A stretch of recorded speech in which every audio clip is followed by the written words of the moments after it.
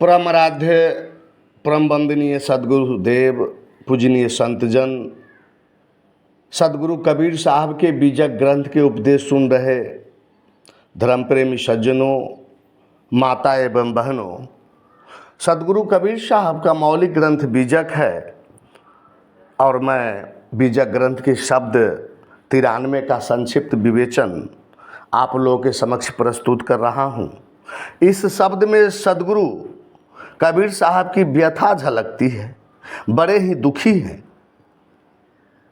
आदमी सत्य को त्याग कर असत्य की ओर दौड़ रहा है। समझाने पर भी सच्ची बात समझता नहीं, उल्टे झूठी बात पर ही विश्वास करता है। इसलिए जीवों की दयनीय दशा देखकर सदगुरु कबीर साहब बहुत ही दुखी है और कहते हैं कि बाबू ऐसो है संसार तिहारो, यह कलिवे बहारो, को अब अनुख सहाय प्रतिदिन को नहीं रहनी हमारो।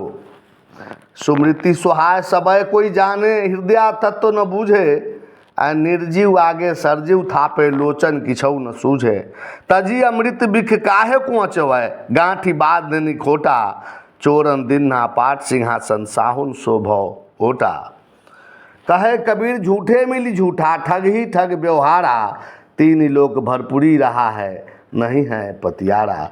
तो आइए सदगुरु कबीर साहब कहे कि बाबू ऐसो है संसार तिहारो।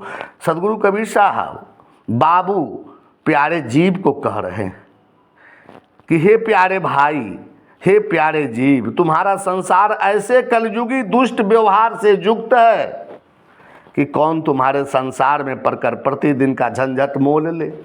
को अब अनुक सहाय प्रतिदिन को नहीं न रहनी हमारो, इसमें मेरी रहनी स्थिति नहीं हो सकती। सुमृत सुहाय सभय कोई जाने, हृदय तत्व न बूझे, निर्जीव आगे सरजीव थापे लोचन किछु न सूझे। हिंसा प्रपंच कर्म कांड समर्थक स्मृतियों के वचन सबको अच्छे लगते हैं, उसे ही लोग प्रमाणिक मानते हैं और हृदय अवस्थित आत्म तत्व को नहीं समझते। ये लोग मुर्दा प्रतिमाओं याज्ञिक क्रियाओं के आगे जिंदा प्राणी को काट कर चढ़ाते हैं। इन लोगों को आंखों से कुछ नहीं सूझता, अंधा हो गया हुआ है। कहने का भाव समझिए, जहां स्मृतियों में धर्म एवं पूजा के नाम पर हिंसा बलि का विधान मिलता है, वही हिंसा बलि मांस भक्षण के निषेध में भी पर्याप्त वचन मिलते, परंतु मांस में के शौकीन अविवेकी लोग उन पर ध्यान न देकर हिंसारत रहते हैं। याद रखें, वह धर्म कार्य नहीं जिसमें प्राणियों को कष्ट दिया जाता हो और जीव वध किया जाता हो। हिंसा, कुर्बानी, बलि, मांस भक्षण आदि को पैशाचिक कार्य समझकर उसका सर्वथा त्याग करना चाहिए। सदगुरु कबीर साहब आगे कहते कि तजी अमृत बिख काहे को अचबे, गांठी बांधनी खोटा, चोरन दिन्हा पाठ सिंहासन साहुन से भव खोटा। अमृत को त्याग कर विष क्यों पी रहे हो?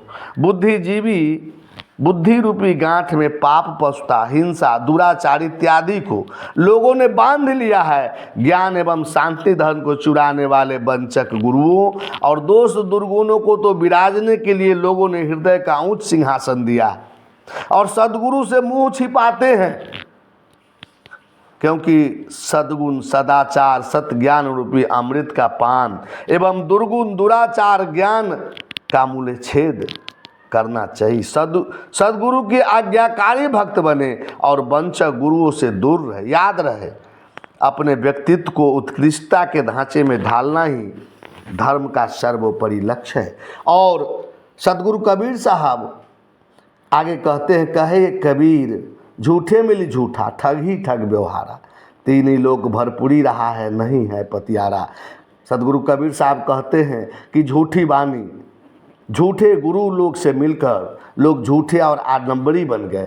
ठग इंद्रियां मन बुद्धि काम क्रोध लोभ आदि से प्रेम कर इन्हीं ठगों के अनुकूल व्यवहार में लगे रहते हैं और तीनों लोक में इसी तरह का अनगढ़ व्यवहार व्याप्त हो रहा है। किसी को भी सच्चे सदगुरु की सच्ची बातों पर विश्वास नहीं होता। तो इस शब्द में सदगुरु की जो व्यथा झलकती है, दुख जीवों के प्रति जो सदगुरु कबीर साहब बहुत चिंतित है आदमी की कैसी स्थिति हो गई, सत्य को त्याग कर असत्य की ओर दौड़ रहा है। इसलिए सदगुरु कबीर साहब दुखी होकर कहते हैं कि को अब अनुक सहाय प्रतिदिन को, नहीं न रहनी हमारो। साहब बंदगी, साहब बंदगी, साहब बंदगी।